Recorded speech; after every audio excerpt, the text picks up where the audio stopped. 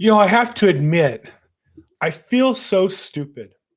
For the last few years, I've been thinking that the homelessness in Los Angeles was a problem, a crisis, a disgrace, something that we're all working towards improving, removing, helping people, lessening, maybe even making go away. And I drove around, particularly this week, and noticed that the homeless encampment on Robertson was moved to a side street, and this one was moved there.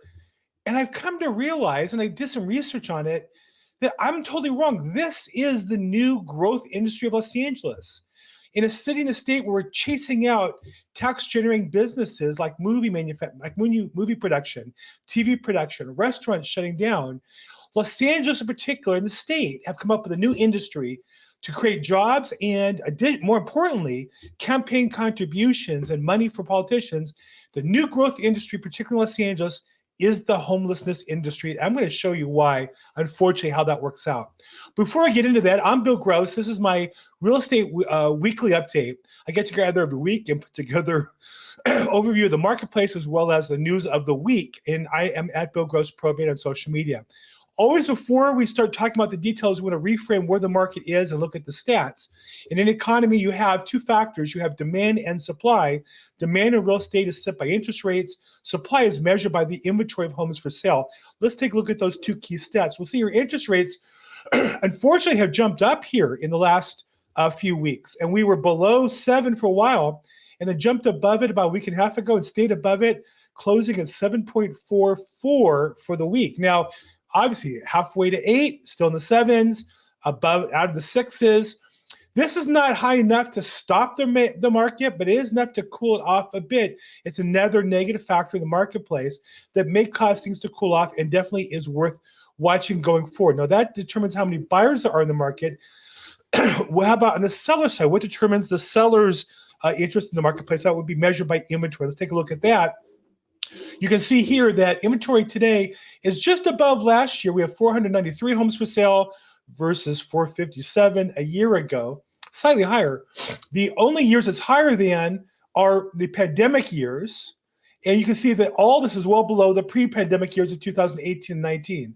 So by historical standards, even with an increased population, we have less homes for sale than any other time other than during the pandemic, other than last year. And even there, it's very close.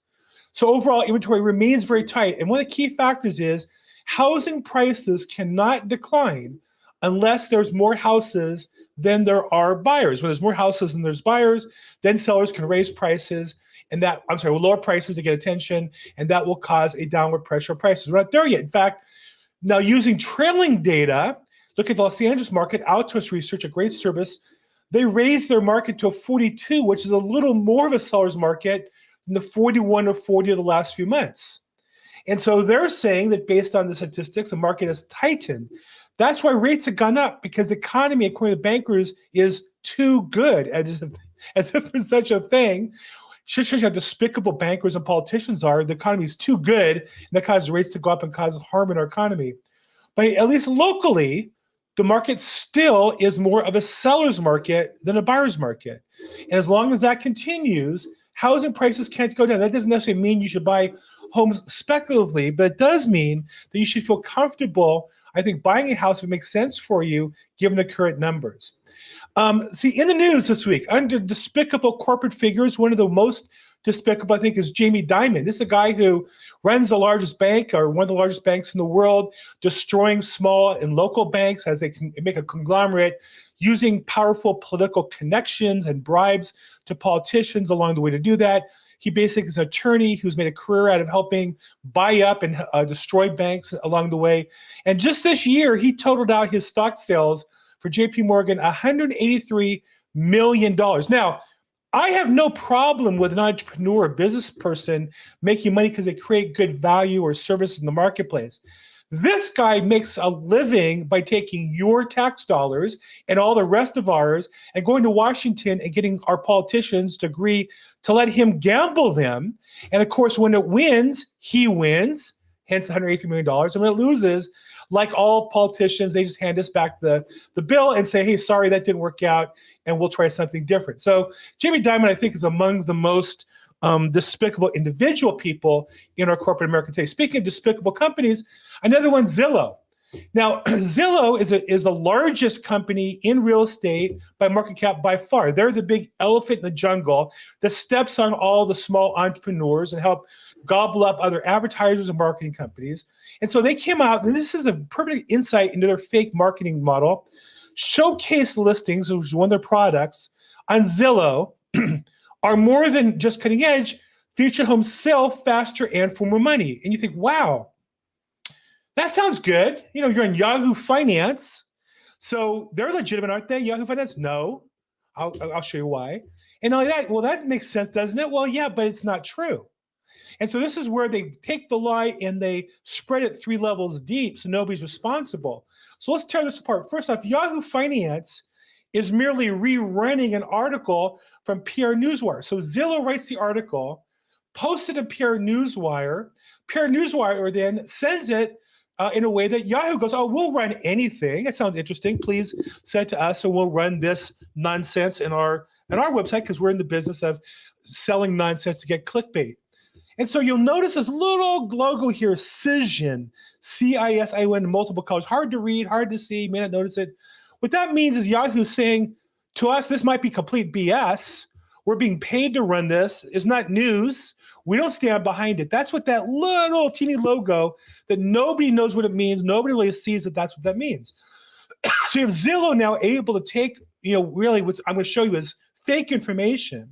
And as a result, turn it into a marketing powerhouse that gets echo chambered and echo chambered and echoed throughout. So how can I say that? So if you read the article in the detail, you'll notice that they reference showcase homes are 20% more likely to secure and accept the offer within 14 days compared to similar typical homes listed on Zillow. And there's a footnote. Now, normally when you see a footnote, that means, hey, it's a fact. We got it from an authoritative source. Who is the footnote? Well, when you hit this, go to the bottom, you'll notice the footnote is in Zillow's own article. Where is it here? Here we go. All claims based on Zillow available here. So what I did was I clicked on that, and you read it. They're such liars. So it says they're 20% more likely to go pending, but all their documentation is they took the claim is based on Zillow data analyzed in showcase markets with at least one for sale by owner agent, one for sale by agent listing during the initial 14-day period in those markets. So treatment was active. And what they did was they compared an agent's listing on Showcase versus the same agent's listing not on Showcase. They compared the listings that you put on that you pay advertising for versus those that you don't. So let me help you here. If you're a real estate agent, let's say you have 2 listings. One's ready to go, it's clean, seller's motivated, property's showable, they're empty, they're moved out, or whatever. It's available for open houses, A. And then B, you have a property that's not quite really ready, the seller's a little less motivated, maybe there's a tenant in there that's getting out in a couple weeks. Which of those 2 do you pay money for to advertise to get people to go see? Of course, the one that's otherwise ready to go and going to sell more and faster and in better condition. And so all Zillow does is they take their customers who cherry pick, with good reason, those listings that are going to sell, and they put those in the market. But Zillow pretends as though that science, which is telling them that the reason why they're selling is because they're in Zillow's program, which is obviously not the case. So bad on Zillow, bad on Yahoo Finance. The whole thing is just, it's like a lie 3 levels deep. At the end of the day, there's no data showing the showcase on Zillow. If that was the case, everybody would market on Zillow. And the reason they don't is because the data is not true. Again, when you have to lie about something or market it, it's probably not true. If it was true, every real estate agent would market every listing and showcase because they would sell 20% faster and for 10% more. Who wouldn't do that? Okay, so when I would say the fake news is bad, we're actually training the next generation. And I'm going to play here. For those of you who have kids or grandkids, you might know who Bluey is. Now, Bluey is a kid show, and I would say even Bluey is in the business of putting down our real estate industry and fake information. Let's take a look and see if you guys, if I can make this work. I hope this does work, that we get the audio as well. I'm going to play this. This is the last episode of the season from Bluey. And then I'll tee it up here. The family sold their house. They've moved out. The kids are in the car and they're getting ready to go out. Here's the father closing the door.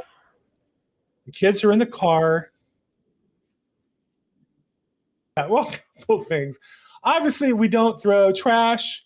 Second, we can't just cancel a real estate transaction in the 11th hour. There's legal liability. We all have regrets. I think that teaching kids that just because you're sad, you can change your contract, I think that's a very dangerous lesson. I think it's a very poor way to treat children.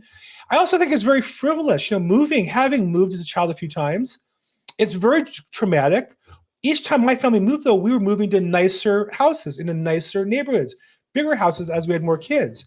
It was tough, and I hated it each time, but eventually liked it. Like everything in life, the price of moving was the pain, and the pleasure, and the long-term pleasure was the nicer house, the bigger house, the better neighborhood.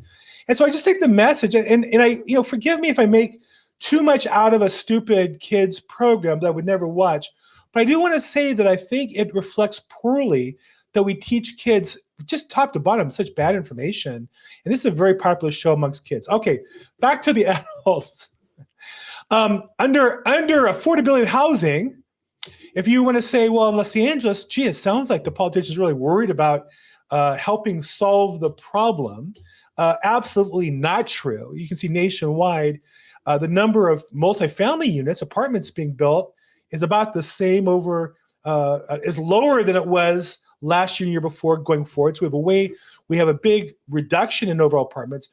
But one of the things that was fascinating to me was by city. In Los Angeles and New York, the two largest cities in America, LA Metro is only going to build 42,000 more apartments in the next 5 years. We have over 43,000 homeless, I think 60,000 homeless.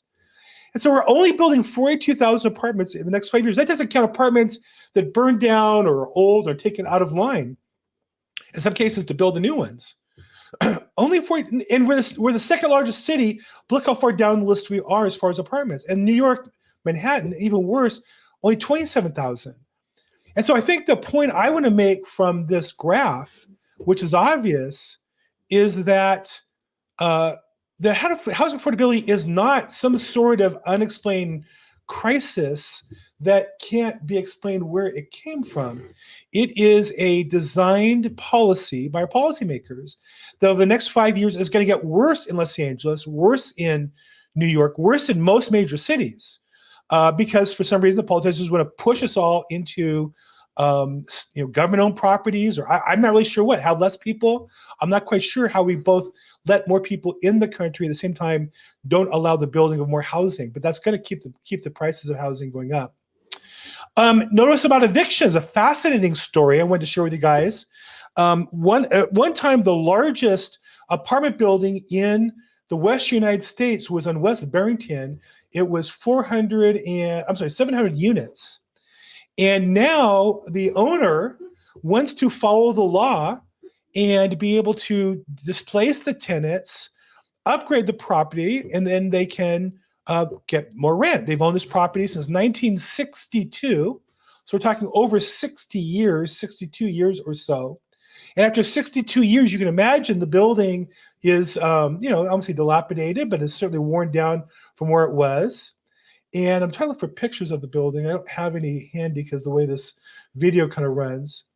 But anyhow, the point of all that is to say that we have a law called the Ellis Act that allows us to have owners redo the properties as long as they redo the whole thing, and they have to be before a certain age, and we have all these regulations and such.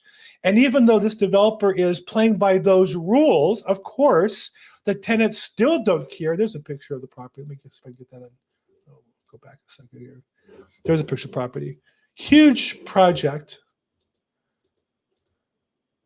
And of course, we have tenants who don't want to move out of the property. Understandable. They're paying rent control rates, so they don't want to lose the opportunity to pay below market rents.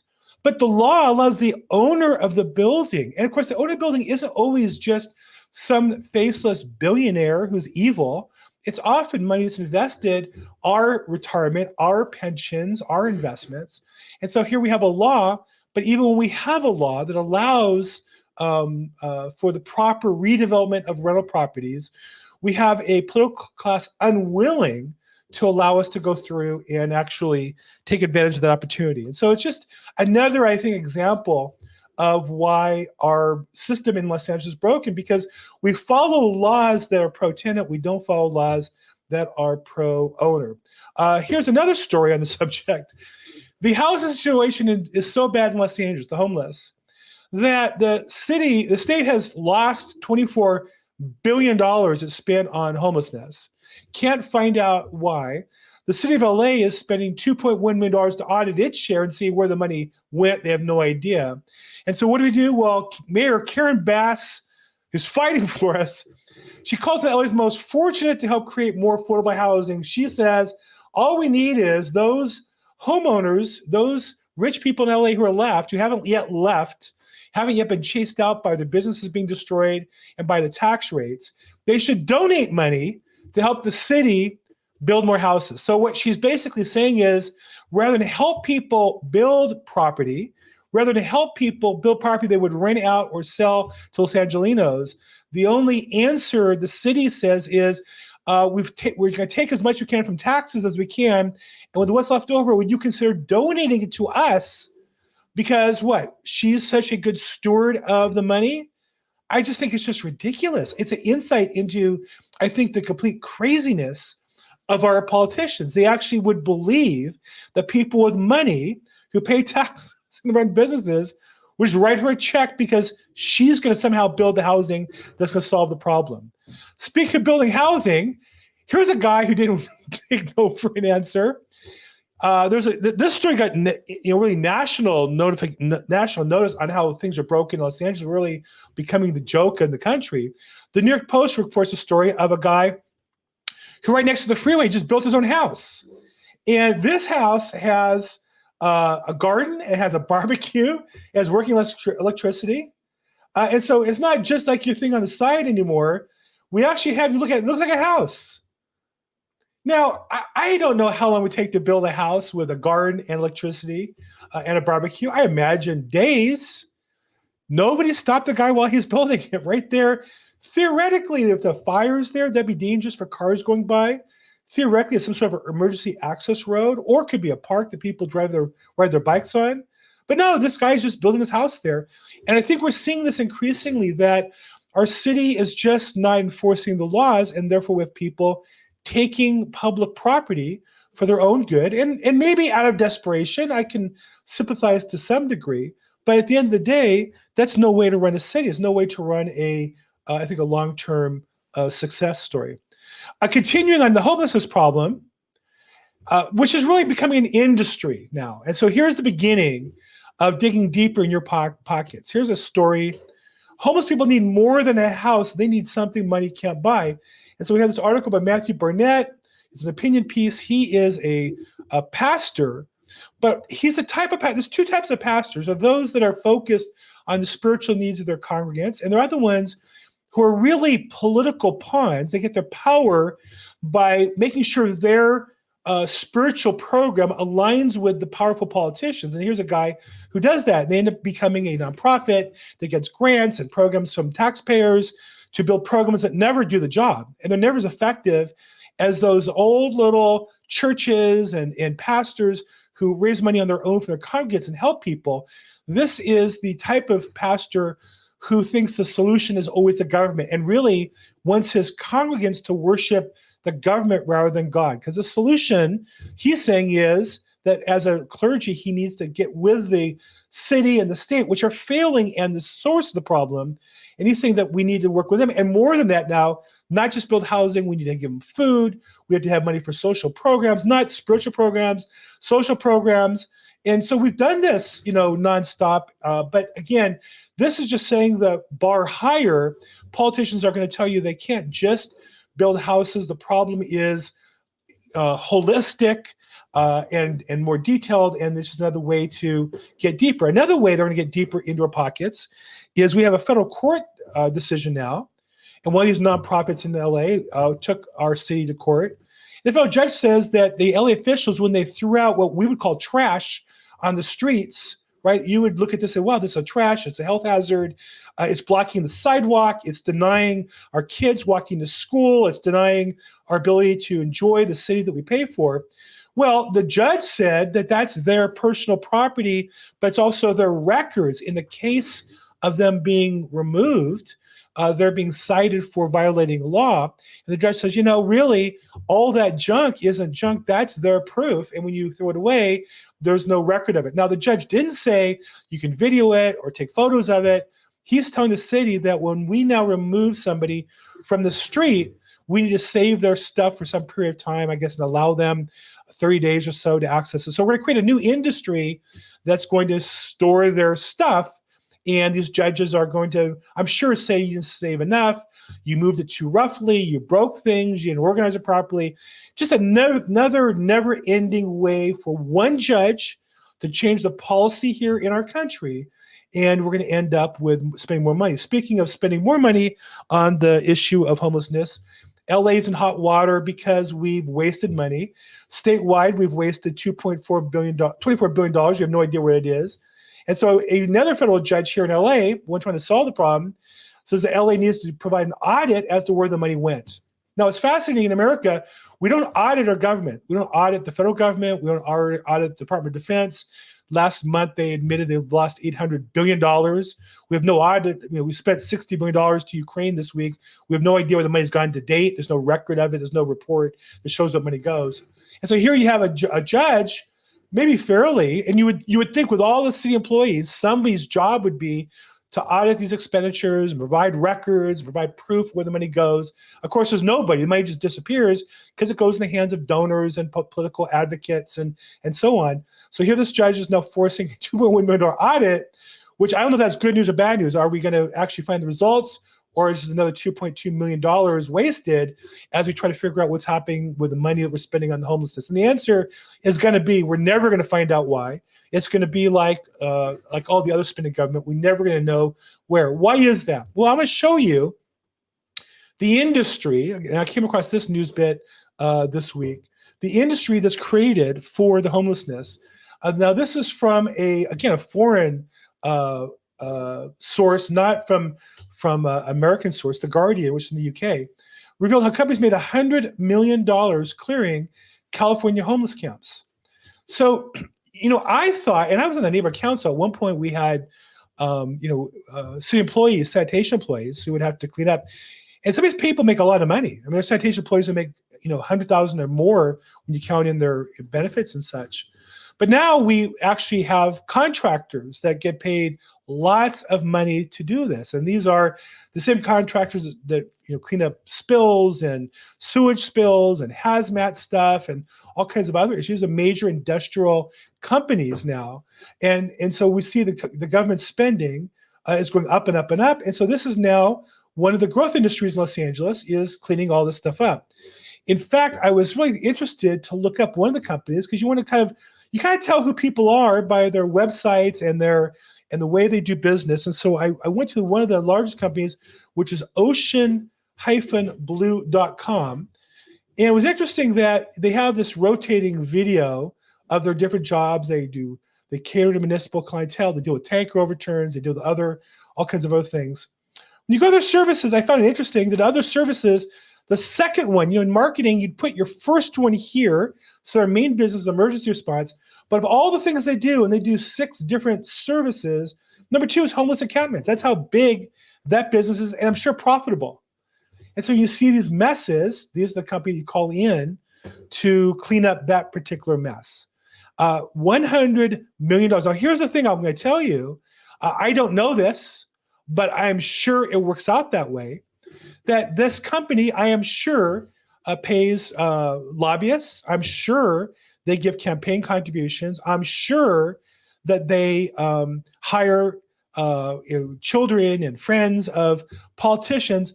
That's how municipal companies work. That's just their business model. That's their format. And I wanted to also show the cities. It's so interesting that their website is done by Squarespace. I just kind of find it interestingly modest for a company that makes the kind of money they make. But elsewhere on the services, I showed all the different cities that they do business in. It was fascinating to me. The breadth of their services and how industrial they are with these big trucks. I guess it should be. I mean, the kind of things that they do. But they had a list of all their cities that they do business in that included LA, Long Beach, Covina, Pico Rivera, Redondo Beach. So this is a huge company, and this has now become a big corporate business of cleaning up our homeless. That's not done. We have a bunch of city employees. They're not doing this. We now contract out. How much do we spend? Nobody knows. These people pay off politicians? I don't know. I bet they do. If you ask me to guess, I did some research on it. I'm not really a research and a journalist, but I'm sure they do. That's how all companies in Los Angeles end up with contracts. That's how all companies in the city of Los Angeles and the state of California end up with contracts, is by making sure that there's grease on the skids to help them get the job through quickly. And so what's the answer? Well, I would say the answer always is holding politicians accountable. We have elections coming up. Vote to hold accountable the people who are doing a bad job. One of those people, I think, is our governor, Gavin Newsom. And while I don't know that we'll ever actually get him out, I think the people who control the state are the ones who count the votes, not the ones who actually vote. But I still think that we should do our best. There's been a petition qualified for his recall a second time. I think we should all sign that. I'm making copies available at live events I go to. And you go to rescuecalifornia.org or text or email me. I'd be glad to send you a link that has and it's hyperlinked to my email down below. I'll be glad to send you a package of information to hold him accountable for the waste and the problems in our state, particularly homelessness and as it affects real estate. What do you think? Am I being too harsh on the county? Am I being too harsh on the city? Too harsh on California? Let's see your comments. Like this, don't like this, subscribe, send me a comment. As always, I'm at Bill Gross Probate on social media. You can call, text, or email me. And as always, make today your best day ever. Thank you so much.